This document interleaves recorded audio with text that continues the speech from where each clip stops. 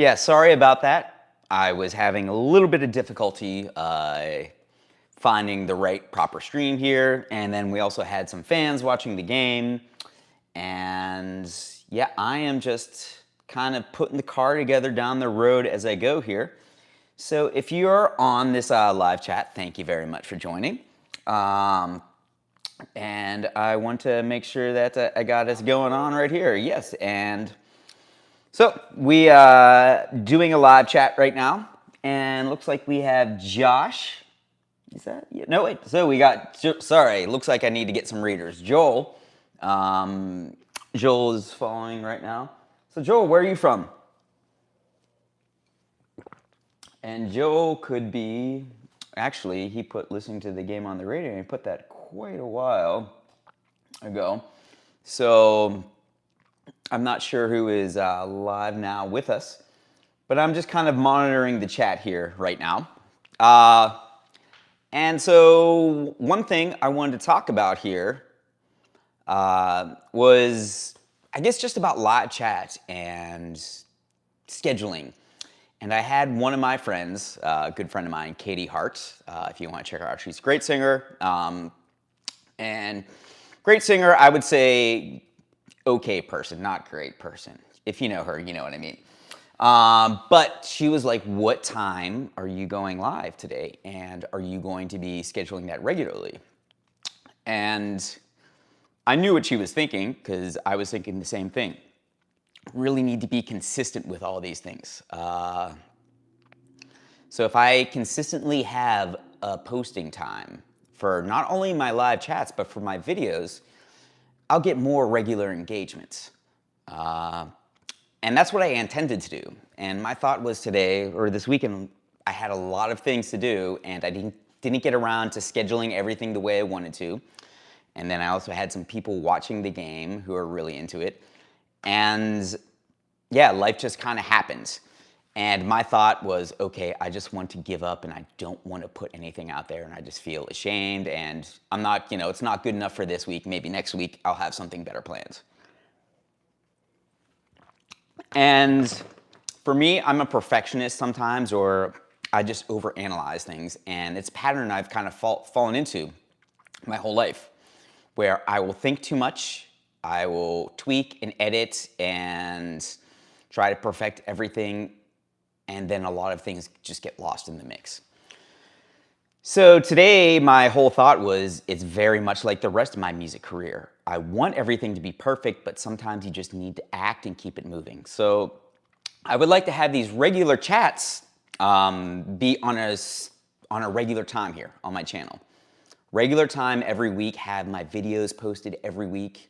And that's something I'd like to shoot for, but I know I'm most likely not going to get to in the near future. So in the meantime, I just want to keep trying and keep putting stuff out there. And so if I got on this chat and no one showed up, would it be the end of the world? No. I would just do it again next week and I would learn, okay, maybe I need to be a little bit more diligent with my planning and my practicing. Yes, and Joel is from Tucson, Arizona. Yes, I remember, Joel, you have a son, right, who plays drums? Is that correct? And I'm just waiting for Joel to chime in on the chat. But if you have any questions right now, I would encourage you to hop on in and chat, ask them. I think we might have some more people joining us here in a few minutes. And I'm going to do this for about a half hour today, and I'm going to do this about a half hour every week. And really glad you're with us, Joel, because I know in maybe like a month, 2 months, 3 months, when this audience is really growing, Joel's going to be able to say, yeah, I was there from the start. You recently got him a set with the Remo Silent. Okay, cool. Yeah, I always say having a drum set is kind of like a curse, especially when you're trying to find a place to live or you're growing up in a parent's household. I'm sure he will start torturing you with that soon, but better drums than,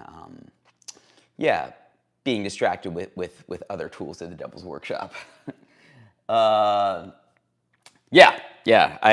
grew up playing drums and my parents were saints for letting me play. My stepfather is actually a musician and was pretty tolerant, but boy, there's so many times that I woke him up from sleep when they were like, okay, that's enough of that. But yeah, it's I also did a little video about my stepfather as well. He's a musician, and I talk about what's the best way to ruin a musician's day, because my stepfather's a musician, and he told me this joke, and it is to offer them a gig. And so I did a video earlier this year about offering my stepdad a gig and how he bitched and moaned about it. And it just made me so happy, because he would always point out how I would always bitch and moan about having to do a gig somewhere in the middle of nowhere, and I got to give that to him. But if it's a really good video, you should check it out. I believe that was in August or September of this year. Oh, we got the Happiest Hobbyist joining us. Yeah, so you got kids as well. Yeah, okay. Oh wait, no, it's for one of your sets. Yeah, it's. Oh yeah, and Joel saw the video where he played with me. Oh, thanks, Joel. Thanks for watching that. Yeah, I was actually telling someone that story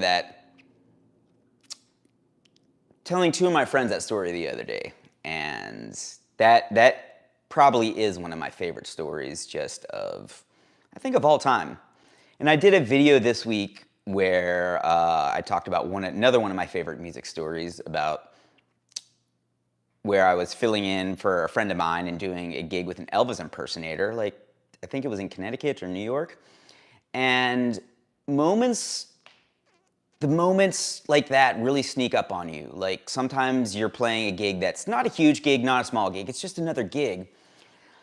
But sometimes life just really happens in fascinating, beautiful, touching ways. And it doesn't have to be on a huge stage. And that's one thing I love about music. You never know when magic's going to happen. And it brings up a point that I was thinking, and I don't know if I've really said this out loud too many times, but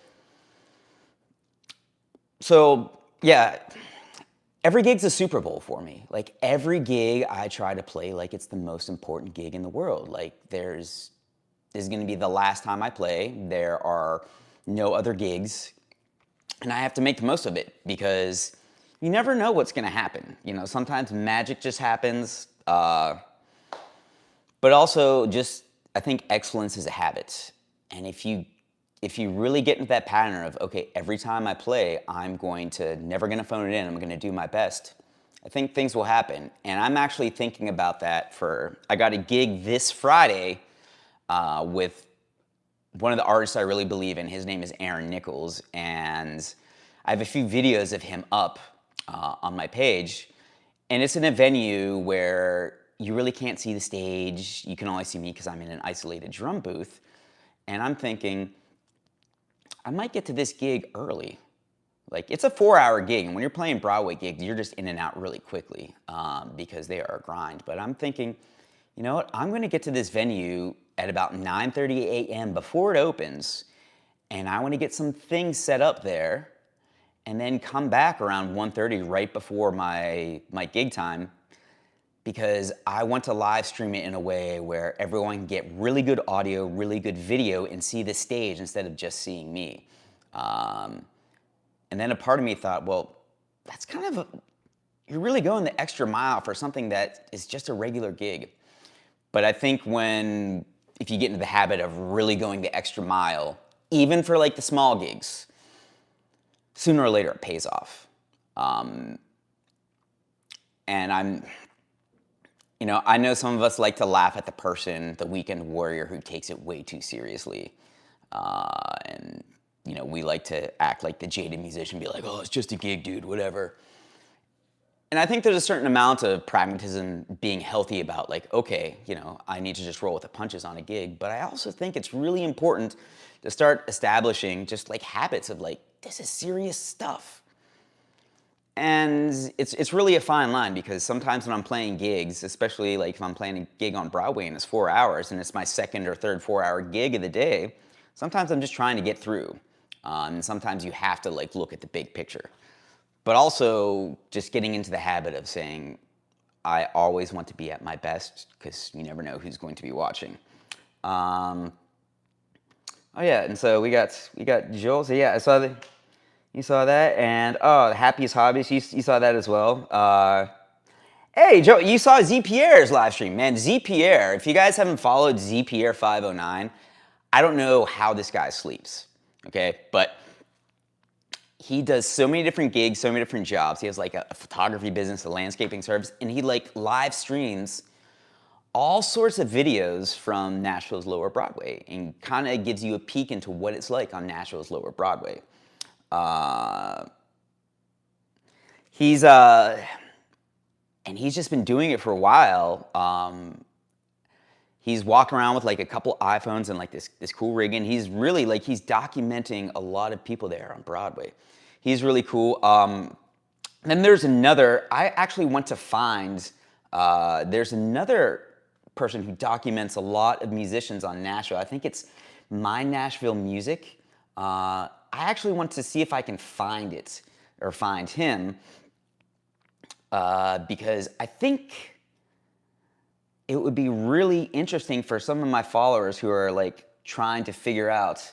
Yeah, I love music. Okay, so I'm going to get his hashtag or get his. I want to copy his name. You know what? Actually, I can probably just. I want to see if I can just copy this, and then I'm going to put this into the live chat here. So he's someone who does a lot of streaming on Broadway. If you want to take a look at get a look at the inside view of what it's like playing on Nashville's Lower Broadway, I'm going to just drop this in on the chat right now. If I can just, please excuse me as I'm multitasking. Cool. So I just put that in the chat.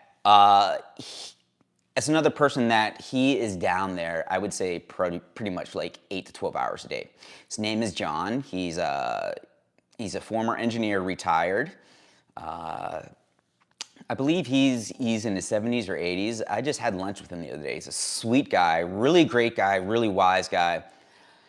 And I've always thanked him for putting up videos of the artists in Nashville, and I'm in quite a few of them because he's always around Broadway, and he actually bought me lunch. He said, I want to thank you for giving me so much to look, and I'm so amazed at all the talent that you musicians have down there. So I would suggest following him if you want to look at Nashville. And another thing that I'm going to be doing here coming up, I still want to play on Broadway, and I still love playing there, but it's going to be something I'm trying to focus less on. And there's nothing wrong with it, but my intentions are to kind of branch out and build my career so that I can maybe start playing in some bigger venues on some bigger stages, doing things that are more fulfilling to me artistically. And I love to play. It's just what I do. I'm always going to play, but I'm looking at kind of branching out into a new world here, trying to like really bet on myself and bet on doing some different things. And also trying to find a way to really help other musicians along the way. And I'm looking to actually do more things on YouTube and invest into more things, both like infrastructure and time, where I can really start helping other musicians or giving other musicians insight. And the way I view it as, I view all of you not as, and I feel so foolish saying this because I do not think this at all, not as, people call them fans, and you aren't my fans. It's not even my subscribers. You're like my colleagues, my peers. And my goal is to use myself kind of as a vehicle, as an example, saying, oh, here's somebody that is like taking the risk and trying to do the things, and that you can do it too. There's no one golden ticket other than you just gotta be consistent with it and be intentional. And I really want to find ways to share some of the tips and tricks that I didn't have when I was growing up that I can use for the other musicians out there. So that's gonna be something I'm gonna be working on here coming up soon, like more infrastructure on my YouTube channel. So if there is something you want to see more of, something you have questions about, some topic, some subject you want covered, a specific question, please put that in the comments right now. feel free to ask that, because I would love to hear what my viewers would like to see, because this channel is your channel. It's not my channel. I'm just kind of the vehicle through which a lot of this stuff gets processed. So I'm going to be doing some things like, I've heard a lot of people ask about playlists in Nashville, like what songs do I need to learn to play in Nashville? And I'm using Nashville in a very broad sense because Nashville is such a wide scene and there's so many different pockets of it. I'm really trying to focus on some other pockets, doing some original things, but also to play in the honky tonks. That's a very specific scene, and I'm working on getting like a master playlist set up, and like a master chart list, and knowing that that's always going to be evolving. And yeah, it's always going to be evolving. There's never going to be, you need to know this. It's more of thinking about developing a skill set where you can be adaptable on the fly and work with a lot of different types of people and know a lot of different types of styles and genres. And then Joel says, I watch a lot of guitar guys and they eventually branched out, like J.D. Simon. Yep. Oh yeah, Joel. Okay, Joel got the Dropbox charts as well. And those charts by no means are a definitive way, but it's a good starting point. And I have probably about like 3,000 more that I don't have in that Dropbox folder. And honestly, right now I'm at the point where I really don't use charts. If I'm on a Broadway gig, I still have my iPad out and I'm trying to do something like have my live stream up or find a way to, integrate with my audience and stream something. But again, after playing on Nashville's Broadway for about a year, I'm feeling pretty confident without the charts. But I do like to have them from time to time. Yeah, Bobby, I do have a Dropbox of, I wouldn't say set lists, but songs, charts. And I'm looking to find that, I'm actually reorganizing that right now. And so somebody like Bobby, like I believe Bobby's in Texas, and Bobby's been following for a while and he's been asking questions about like what songs do I need to learn, where are the set lists? And I say there's not really any one set list, but there's lots of songs that you're gonna wanna learn. And having those charts can be a really good jumping off point. And I would say that sooner or later, like we all need to like jump into the fire, and you could have all the charts in the world, but nothing replaces that real life experience. And if you're hopping into like, the honky tonk scene on Broadway, yeah, the honky tonk scene on Broadway, there's only one way to learn it, and that's to be in there. Yeah, and the happiest hobbyist, yeah, the happiest hobbyist is all the way in Hawaii. That is the one state I've never been to. I want to earn my way to that state. That's another long story. But yeah, Hawaii is paradise. So Joel, tell me, Joel says the honky tonk scene scares me to death. So I'm curious, Joel, what about it scares you to death? What about it do you find intimidating? And if you're watching on the stream, again, for those who don't know the honky tonk scene, it's a strip of bars on Lower Broadway and offshoots of Lower Broadway, where there is pretty much music going from 10 a.m. in the morning to about 2 a.m., 3 a.m. at night. And I would say there's probably about 60 stages at any time, one time with 4 musicians, at least 4 musicians playing, and you play 4 hours, no set lists, no breaks. You just get together, oftentimes with a group of strangers, and play 4 hours of whatever. And Joel says, I'm not the real guitarist guy. Okay, well, my question to you, Joel, is, and I'm not saying you are or aren't. I really don't know your skills or your capabilities, but I'm saying, what's a real guitarist?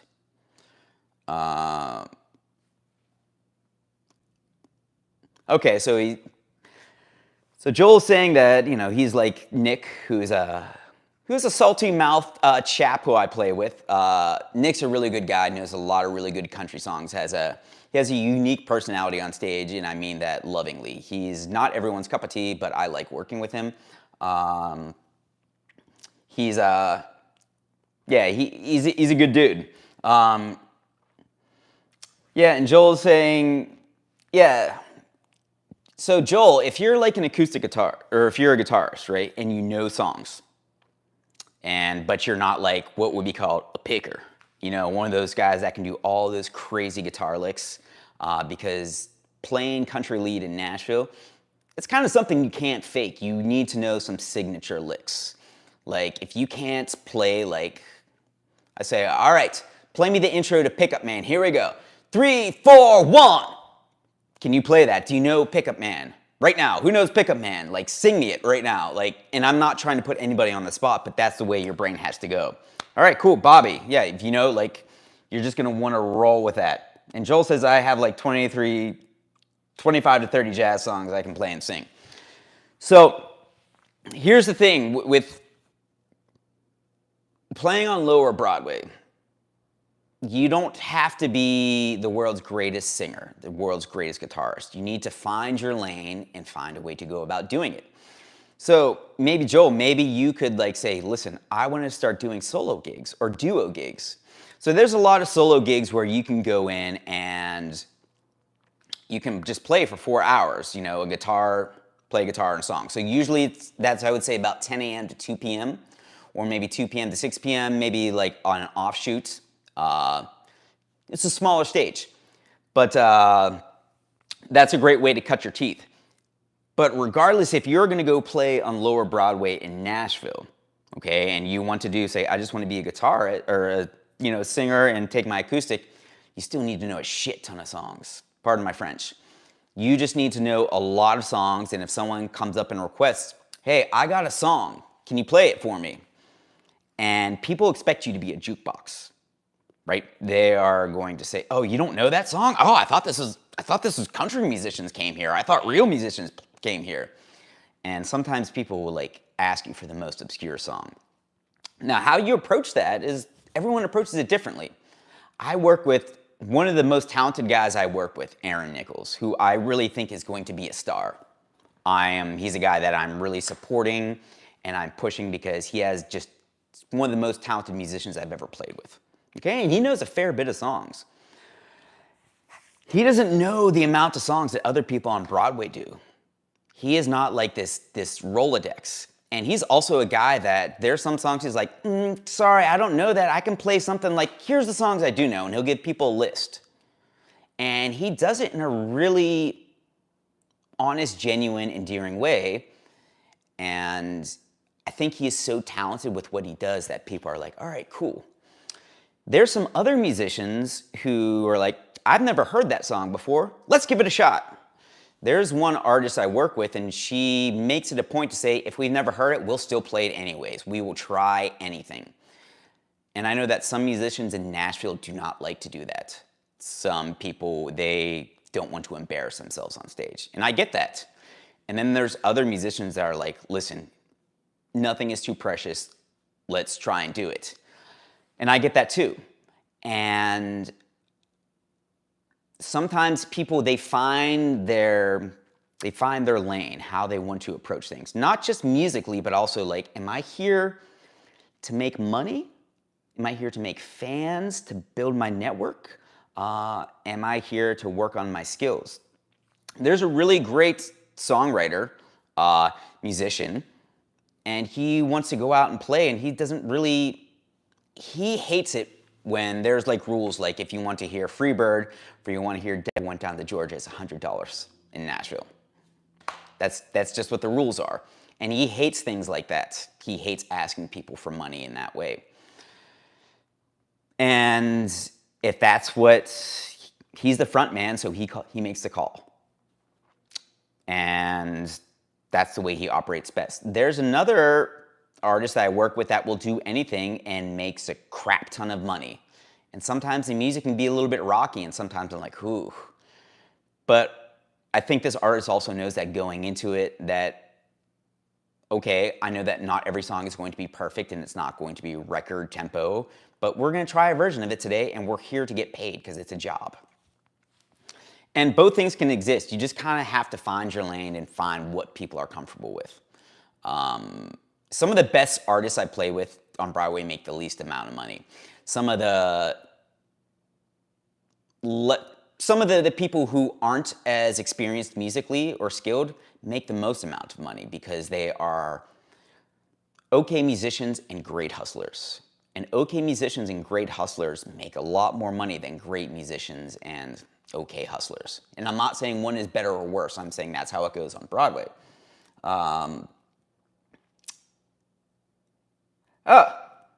So Tyler's joining us. Tyler messaged me earlier in the week, and Tyler Vance, I want to say hi to Tyler.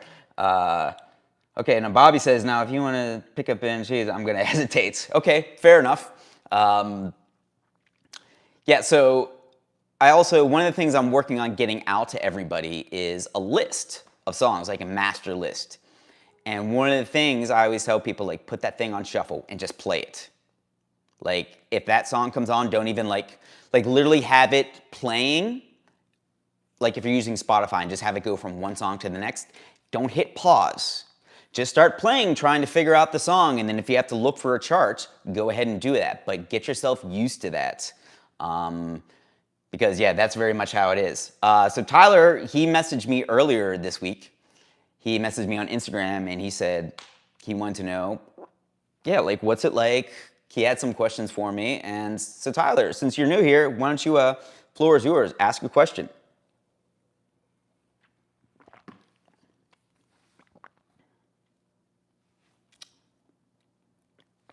Yeah, and Joel, actually I like the way you say everyone has their way of focusing on their strengths. And that's a really good way of putting it. And some people, they frame things in a way that you are less than valid if you're focused more on hustling than on music. Like you're not a real country artist.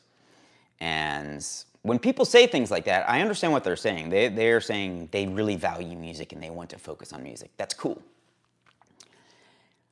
And I'm trying to like shift my thinking that when someone says, you know, when I'm playing with somebody who is a hustler, someone good at getting money, I'm saying, you know what, this person they want to pay their bills. They've sacrificed so much for music and they're taking a chance on themselves here in Nashville that they know that they need to keep money in the bank.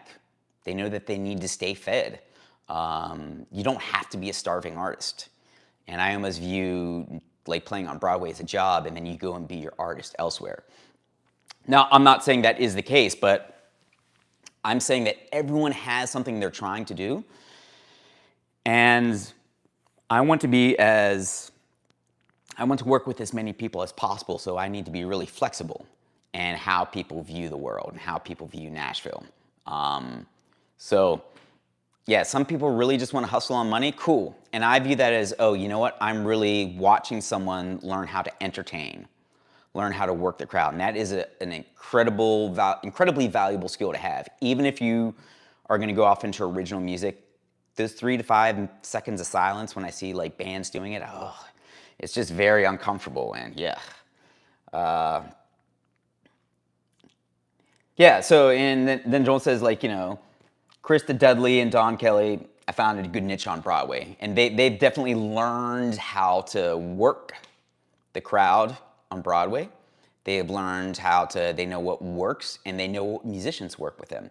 So if you've ever watched me play with Krista, a lot of times I'm like, ho, ho, ho, because she doesn't tell me anything. She doesn't tell me what song. She just goes right into it and she has all her versions of these songs that is not recorded, it's not communicated, you just have to figure it out. You have to read her mind. Is that right or wrong? Well, it depends on who you ask. For me, I'm saying it's her gig and she knows this is what works for me, I'm going to do it. And I'm going to spend my energy on the crowd, spend my energy on getting money. I'm not going to spend my energy on babysitting musicians or spoon feeding to them every single instruction. Now, if you go into that gig and have never played that gig before, you might be in for a rough time. And that's not, you know, I'm not saying that's fair or not. It's just, that's what it is. And when I'm in those situations, I realize, okay, this artist has found their role, they found their lane, I need to get into it instead of asking them to come into mine. I need to adapt to their world because their name is out front, they are the front person, they have developed a way of working, I need to adapt to it. And that's my role as a side musician. as somebody who is there to support other artists, and I'm not singing. I'm not on the mic. So, yeah. So Bobby was asking me who's the singer I play with that sounds like Chris Stapleton. That's Aaron Nichols. And I'm going to be playing with him on Friday at the Valentine, and I'm talking about getting a live stream set up where instead of coming from that drum cage that you've seen me before in some videos with Aaron, because I play with him at the Valentine, I'm gonna set up a video out front, and I'm going to get a feed from the board, feed that into my GoPro, see if I can get that set up and do a live stream that way. So I have everybody else see like how it goes from the front of the stage. Because my goal is, again, to give people a view of what it's like when you're out there on Broadway and to see what a gig is like. And another thing, what I've been doing is like with the live streams, I want to live stream different artists because different artists work in different ways. And I want everyone to see how there's like always a variety and you kind of really need to adapt to it. And there are some musicians on Broadway that other musicians won't work with just because, no, that's not my style, that's not my get down. And again, you find your way through. But yeah, I also did some recording with Aaron this week, and I'm really trying to push him to start doing some more original stuff. I'm trying to connect him with some of my other people from various parts of the country, seeing what I can get going there. And another thing I'm going to be doing here coming up, so when I'm doing, another thing I would like to do is with my stream on Friday, if there's a song people want to hear, I could say, well, if you're watching out there on the internet, you know, let me know. Shoot Aaron or me a Venmo tip and we will play that song for you right now. Something new I want to try out, but it's what we do on Broadway. People are like, they'll come up and tip for a song or they will shoot a Venmo. And I want to be able to give this to people out there in the real world. And if you want to say, oh, I want to see if they can play this song or I want to hear them sing the song, yeah, I'm going to give that option. Yeah, and so Joel's saying a friend has a gig Thursday and it's not easy to record from the front. Yeah, it's not easy, but it's more desirable. And Bobby, so 2 questions. First, yeah, Joel, it's not easy at all to record when you're playing. So when I'm playing a gig and I'm recording, it's like I'm doing double or triple duty, okay? It is a very complex and it can be stressful. So a few weeks ago, I was doing a gig at Layla's on a slow day and I was having problems with my GoPro. So I had to like readjust the GoPro and reset it. And luckily, Bobby, I think your friend who just moved here from Texas, he came in to see me play. And I said, hey, you want to sit in and play a song for me? And he played a couple songs. And I adjusted my camera. And I had to do a couple things, which I just simply can't do when I'm playing. And literally, I had 15 minutes to set up the drums, get everything the way I liked it, and then also set up a live stream and set up a chat option. And it can be pretty stressful. So it's like I'm doing 2 or 3 jobs at once. And it's something I'm trying to get better at, and also why I'm gonna get to that gig early on Friday so I can maybe spend a couple extra hours so I can find a way to get people, my viewers out there, you know, a way to see a little bit more. So Bobby, you're asking about bandmates, and so I don't have bandmates per se. There's a lot of musicians I play with, but you bring up a really good point. And yeah, that's something I'm going to be doing. So I'm gonna start doing some interviews with some musicians ranging from big time to like people that you know of or play with people you know of to other people that are just like me in the trenches. So I'm curious, what questions would you want me to ask of the musicians that I'm playing with here in Nashville? And in what kind of format? I was thinking about doing like short videos, like 5 minutes with, and then just make a short 5-minute video with a variety of the musicians I play with, having them share their experience, their knowledge, some tips they can give to other musicians out there looking to come to Nashville. So do you guys think would you be interested in that, or do you want something more long form like a podcast? I'm curious, what would you guys be interested in hearing? And Mr. Liminal says, can you sing a song? I can sing a song or play for you. I don't have my piano or my guitar right now, but that will be coming very shortly. That's something I'm actually working on this year, is playing more solo gigs on acoustic guitar, singing, also working on a solo album right now. Yes, I play drums mainly, but I do other things as well. Yeah, so Bobby is really interested in the musical journey, about how people, honed their craft, came to Nashville, what it was like. But yeah, I'm curious, like, how long of a format do you want? I was thinking doing 5 minutes, because 5 minutes is just really easy. You get right to the point, and there is not like this big overarching, production, but it's also people have short attention spans. I want to give people like kind of like bite-sized tastes. So Tyler, more of a bass-centric question, but do most venues have house amps, bring your own, or mostly DI? So that's a good question, Tyler. Where are you playing? My question is, where are you going to be playing? Because every place is going to be a little bit different. However, here in Nashville, a lot of places have backlines. I would say I would always ask what the backline is at a gig. But Broadway, pretty much the general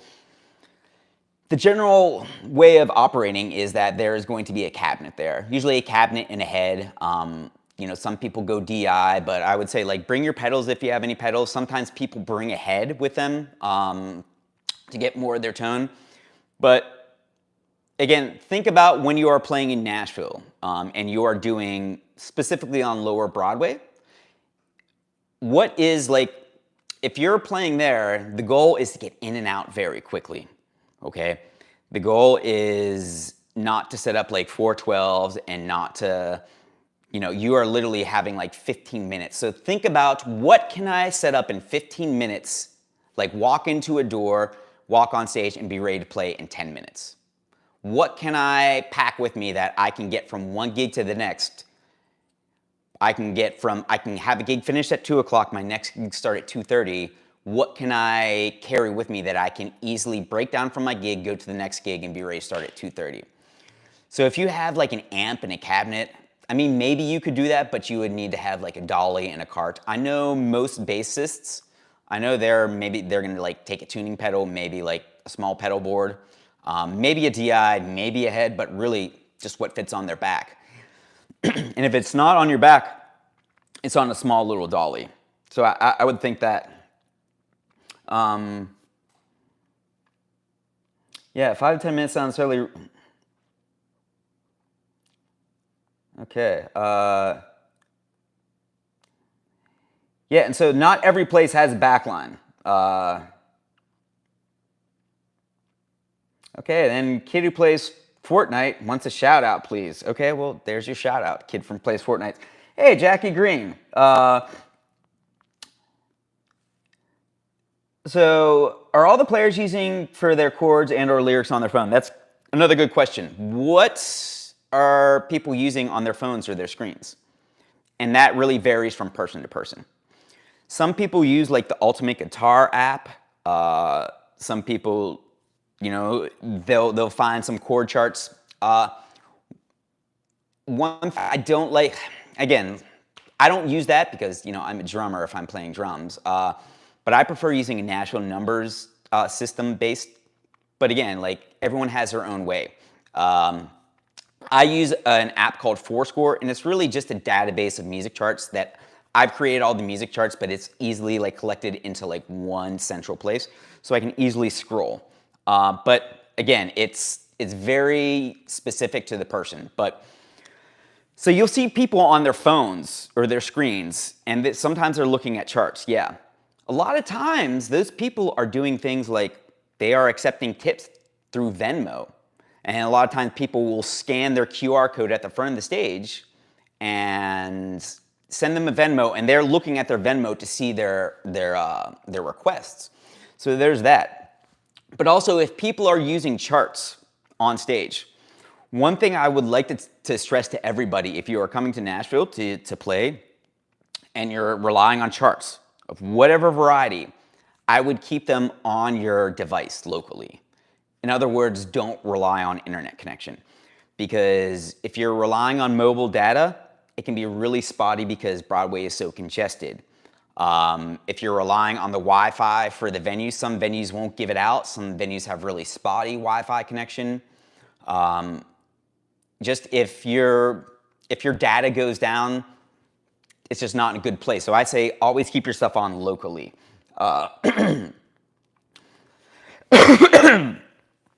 So Bobby says, when you get a double or triple shift, how do you get to gigs in time with the parking and traffic issues?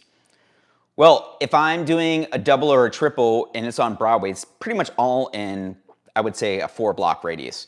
So I carry a rock and roller cart with me, and I have everything like, I have a way where I put everything into cases. Like I'll have snare, cymbals, kick pedal, drum throne, maybe sometimes a sub-mixer case, and I have a dolly, and I'm just ready to strap it on, move, get to the next place. It's really a hustle. Same if you are a guitarist or a bassist.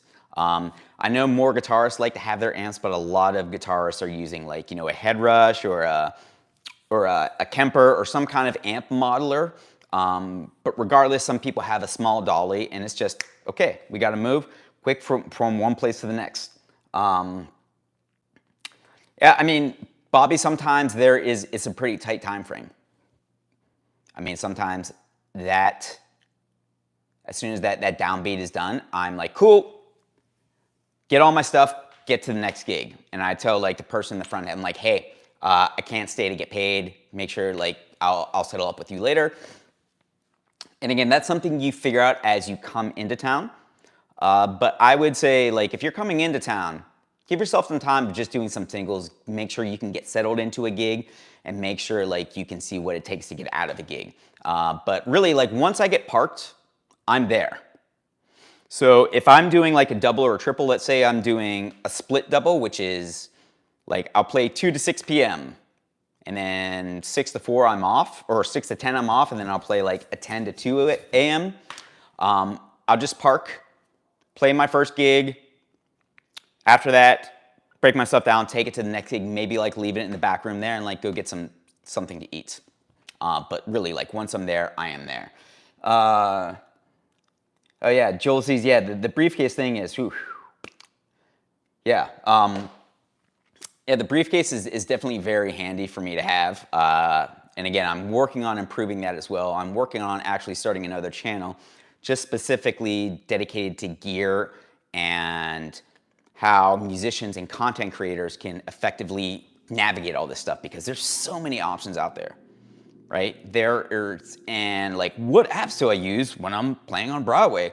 What's a good modeler? What's the best way for me to stream live video? Should I be doing it? Should I be using OBS? Because really, as musicians nowadays, we aren't just the musician. We are the marketing team, right? We are the IT departments. We are the legal department. There's a lot of things we need to do. Yeah.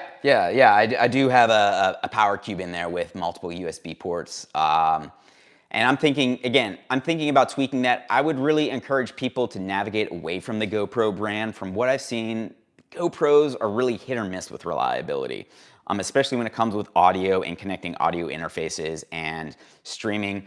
I would maybe take a look at, like Action 360 or DJI, finding something a little bit more stable, but give yourself a little bit of a learning curve on that. So Jackie Green says, do you get paid at the end of every gig with cash or Venmo or something? We get paid with beans and high fives. No, I'm kidding. Every situation is going to be a little bit different. Sometimes you get paid straight cash. Some circuits, they're like, oh, we give you a check like on 2 weeks later. Sometimes you have to be a little bit assertive with people to track down your money. And I would say kind of try to figure it out going in, know going in. Sooner or later, you'll get burned on a gig, and that's unfortunate. And I've been burned on gigs before. Someone says, hey, the bass is 150, and they're like, oh, I'm sorry, I made a mistake, it was actually only 75. And a lot of times I want to call them out and flame them for it, but also that puts a big red flag around me. I wouldn't say necessarily a red flag around me, but I try not to air dirty laundry drama in the streets because there's always someone who's bitching about something to somebody else. And even if you're rightfully so complaining about it, I think like there's a lot of people who have, for lack of better terms, have done some unprofessional things, have done me dirty. Just like I've probably done that to people earlier in my life as well. One thing this time around with music I've decided not to do is, even if I'm right about something, I'm very, very selective about speaking negatively about people. Not necessarily because there's something wrong with speaking negatively about people, but if you're that person who's always talking trash or has something negative to say, a lot of people start wondering, Like when I'm talking with musicians about playing with them, maybe going on tour with them, and if in our first conversation they start talking negatively about previous musicians they've played with, and maybe that negativity is warranted, I start thinking, why are they having these negative things to say about other people? What if I play this gig for them, and then the next time they do a tour, they start talking negatively about me? And I really think when again, there's a time and place for everything. And so I'm really selective about, speaking ill of somebody else. I pick those battles very, very seriously. Because think about it. Mr. Rogers, if he said something bad about somebody, you're like, oh, yep, I'm going to avoid that. Because he is really selective about what he says something, when he expresses negative sentiments.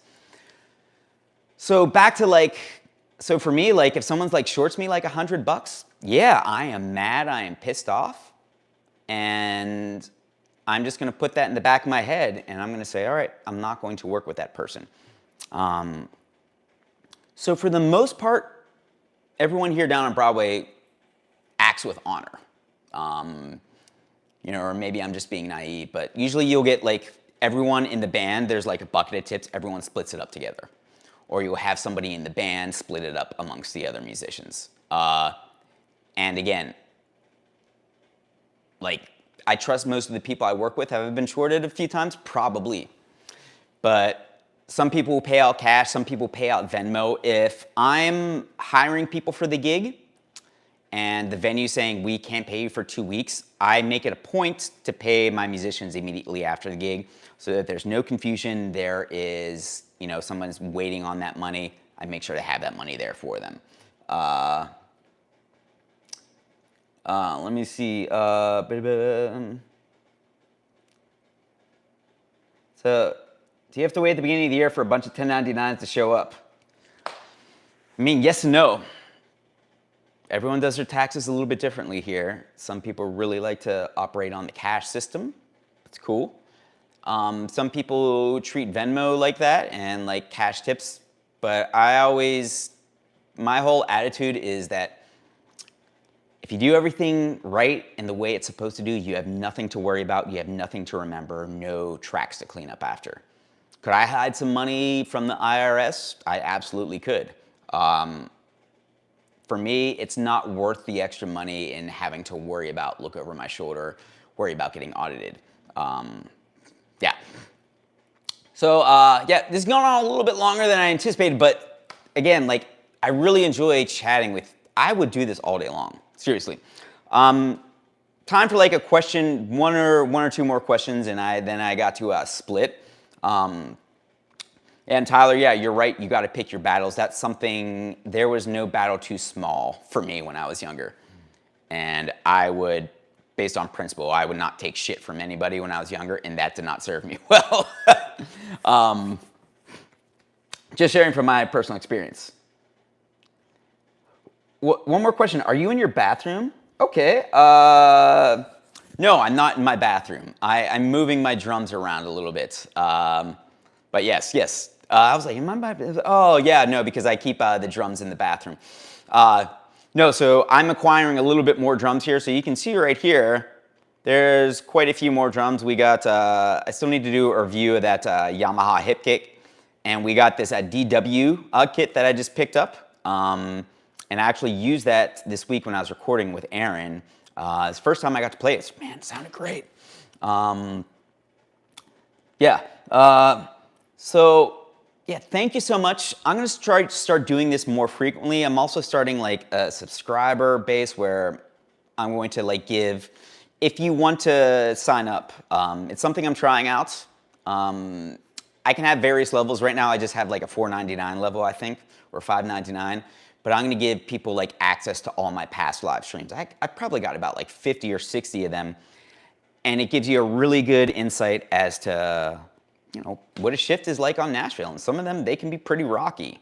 But and they're not all the ones that I, you know, that are like the best moments of my musical career, but it gives you a really good insight as to what, you know, sometimes gigs are great, sometimes they're not. And maybe you find a hidden gem in there that I don't know about.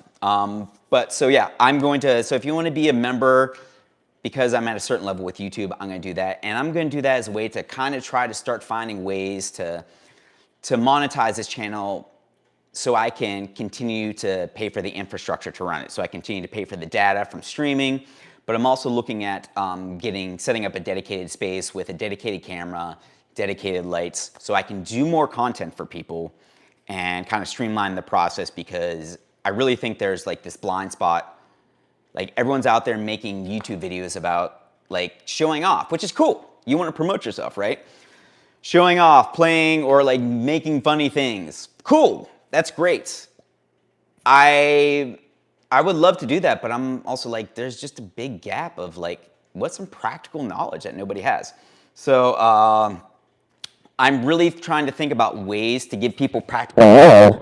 And so if I get like a little bit of support there, I really would like to make this almost like a part-time job, where I can have some of my income and I can devote a portion of that, like pump it really back into the channel, and eventually like build this up so that I can have like all these questions that everyone has, I can like have really accessible answers for them.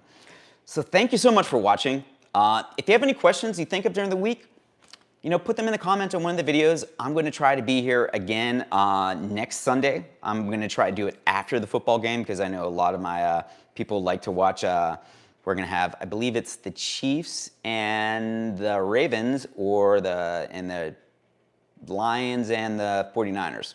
Yeah, so after the games on Sunday, and then I'm going to try to figure out a regular time, but I'm also going to start doing some more community stuff, so watch for that. Thank you so much for coming and chatting. I would stay here all night if people wanted to. Really, this channel is for all of you, and I really hope to meet some of you in person, see you at a gig, see you at a live stream. Thank you so much, and everyone have a great week. You guys are all an inspiration to me.